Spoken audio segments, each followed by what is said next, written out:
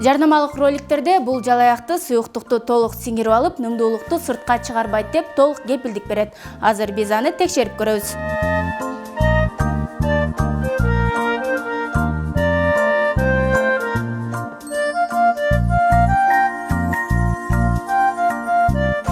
Жалаяктын сырткы катмары кургак. Ал эми бул кургактык канча убакытка чейин жетет жана бунун колдонуу эрежелерин азыр дарыгерден сурап көрөбүз.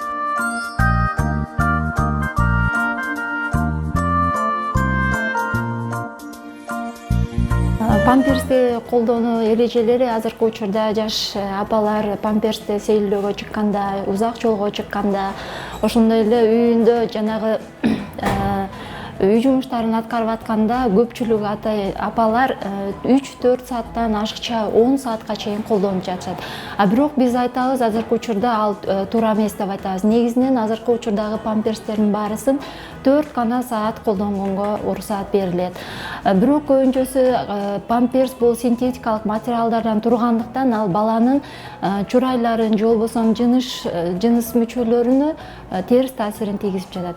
Мына ошондуктан 4 саатка гана ашып кетсе 4 саат гана колдонуу керек. Андан ашыкча колдонсок бир аз дүүлүгүнү пайда кылат, аллергияны пайда кылат жана башка ооруларды пайда кылат. Бардык эле ата-энелер айтылган эрежелерди колдоно бербейт. Айрымдары чеги менен колдонсо, кээ бирлери эч үзгүлтүксүз балага кийгизип коюшат. Мындай учурда баланын терисине да зыян алып келээрин дарыгерлер эскертишет. Памперс колдоносузбу? Саламатсызбы, ооба. Балага ыңгайлуу болуш үчүн памперс колдонобуз. Күндүз азыраак колдонгонго аракет кылам. В основном түнкүсүн салабыз да. Бала түнчүндө үшүп калбаш үчүн, көтөнү кургак болуш үчүн. Балдарыңызга памперс колдондуңуз беле?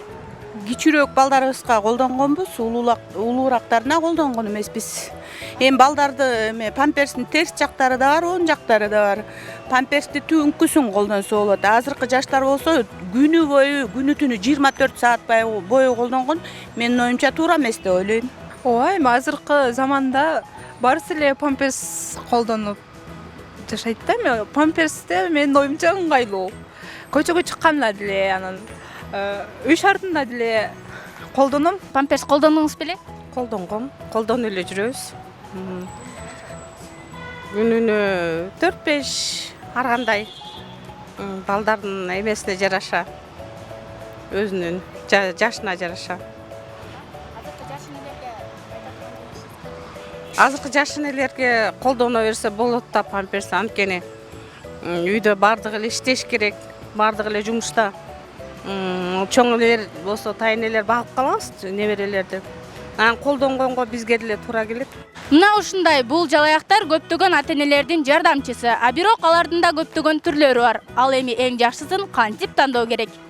Памперс бул өзү 3 бөлүктөн турат, 3 катмардан турат. Биринчи катмар бул сырткы катмары, суу өткөрбөчү катмар болуп эсептелет. Экинчи катмары бул ортоңку катмары, гель же болбосо суюктук катмары деп. Андан кийинки 3-үчү катмары бул ички катмары, териге тийип турган бети болуп эсептелет. Ошол эле учурда ошол памперстердин эми биздин азыр жашоо шартыбызга байланыштуу Хегис деген фирманын гана памперстерин кичине колдонгонго уруксаат деп биз айтып жүрөбүз.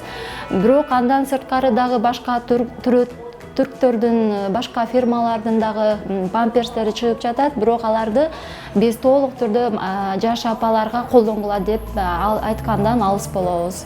Мындай жалаяктардын зыяндуу жактары аны күн түндөп колдонуп, сапаты начарларын пайдалануудан келип чыгат. Демек, чеги менен күнүнө 4 сааттан ашырбай сапаттуусун колдонуу баланын организмине көп деле терс таасирин тийгизбейт. Андыктан эрежелердин баарын сактап, балаңыздын ден соолугуна кам көрүүнү унутпаңыз. Жазгүл Маналиева, Алтынбек Саакиев, Таң маанай берүүсү.